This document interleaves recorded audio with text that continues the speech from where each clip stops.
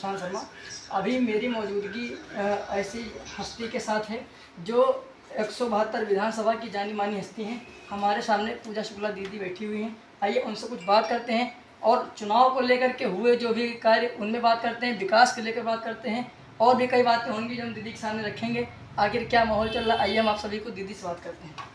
दीदी पहले तो आपका हमारे चैनल में हार्दिक स्वागत है। धन्यवाद। दीदी जैसा कि अभी देख रहे हैं कि चुनाव का माहौल चल रहा है और सबसे बड़ा मुद्दा इस टाइम अकबर नगर का चल रहा है, जिसमें ऐसे कई घर टूट गए, ऐसी कई मुद्दाएं उठी जिसमें वहाँ पे माताएं बहनें रो रही थी। अकबर नगर में हो रहे कार्य को लेकर क्या कह रही थी? देखिए, जो अकबर नगर में हो रहा है वो बहुत ही दुखद है और हजारों लाखों लोग बेघर हो गए हैं, लोगों का रोजगार छिन गया है। एक तरफ आप देख रहे हैं कि बेरोजगारी बहुत बड़ी संख्या में बढ़ती जा रही है, लोगों के पास रोजगार नहीं है, रहने को घर नहीं है, भुखमरी बढ़ती जा रही है। और उसी में अकबर नगर में जहाँ सघन बस्ती थी, लोगों के पास रोजगार था, एक अपना मकान था और उनकी छत छीन ली गई। और अगर वो उसको अवैध बताया जा रहा है तो मुख्यमंत्री आवास के पेपर कहाँ है? और मुख्यमंत्री को ये बताना होगा कि अगर अकबर नगर अवैध था तो मुख्यमंत्री आवास किस जमीन पर बना है। जी, जैसा कि वहाँ पे हम गए, वहाँ पे कवरेज किया और उस कवरेज के दौरान पता चलता है कि वहाँ पे रोड का शिलान्यास भी हुआ और वहाँ पे बिजली के बिल वसूले गए। क्या आपको क्या लगता है कि ये रोड का शिलान्यास और बिजली का बिल जमा होना, क्या लगता है कि ये अवैध है या नहीं? देखिए, भारतीय जनता पार्टी हमेशा जनता के खिलाफ राजनीति करती है, जनता के साथ अन्याय करती है। और आप एक देखिए कि वोट की राजनीति के लिए उन्होंने पहले वहाँ पर जब जो लोग वहाँ पर रहते थे उनसे वोट लिया, वहाँ पर शिलान्यास की सड़कें बनवाई, बिजली मिली लोगों को। और जब बिजली किसी के पास है, जब किसी के पास नगर निगम जिससे टैक्स ले रहा है, जिसके पास आधार कार्ड उसी एड्रेस का है, वोटर है वो वहीं से, तो वो अवैध कैसे हो गया? तो जब वोट लेना है तो वो वैध है, और जब उनको मकान देना है, रोजगार देना है, उनको उनकी मूलभूत सुविधाएं देनी है तो वो अवैध है। तो ये भारतीय जनता पार्टी की जनता के खिलाफ की राजनीति और जनता इनको सबक सिखाएगी। जिस तरह दीदी देख रहे हैं कि आप क्षेत्र में एक जानी मानी हस्ती बन चुकी हैं, उस हिसाब से आपने जो पॉलिटिक्स अपनाई, मतलब राजनीति अपनाई, राजनीति में आपका क्या सपना था अंदर, मतलब एंट्री करने का?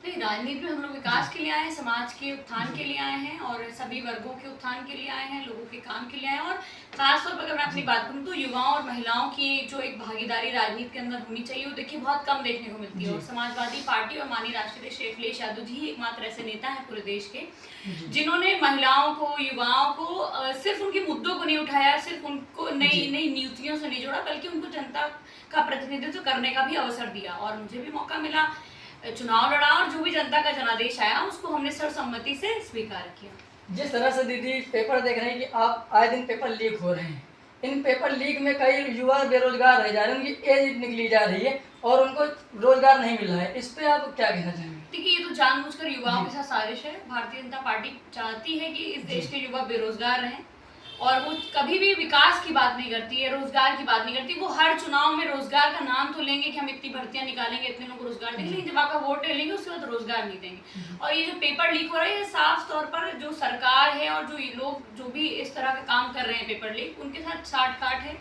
पहले बच्चे बेचारे एग्जाम देते हैं, पहले एग्जाम का फॉर्म भरते हैं, फॉर्म का पैसा देते हैं, फॉर्म का पैसे के बाद जो पेपर लीक होता है, तमाम बच्चे पेपर खरीदते होंगे। जब लीक होता है तो जाहिर बात है हजारों करोड़ रुपए, लाखों रुपए का ये कारोबार है। तो ये सिर्फ और सिर्फ धनउगाही का व्यापार चल रहा है, युवाओं के भविष्य के साथ खिलवाड़ हो रहा है। दीदी आपसे एक लास्ट क्वेश्चन समाजवादी पार्टी को लेकर के, जिस तरह से इस बार चुनाव में समाजवादी पार्टी एक लोकप्रिय पार्टी बनी है, इसमें माननीय पूर्व मुख्यमंत्री अखिलेश यादव जी की क्या रणनीति नहीं होगी?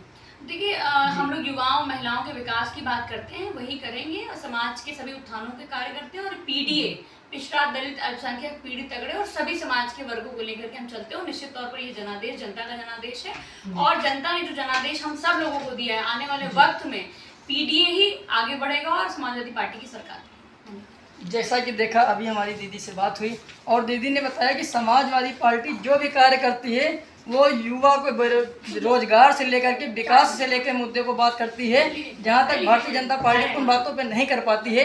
और आगे हमारी खबरों को देखने के लिए हमारे चैनल से जुड़े रहें। जय हिंद दोस्तों।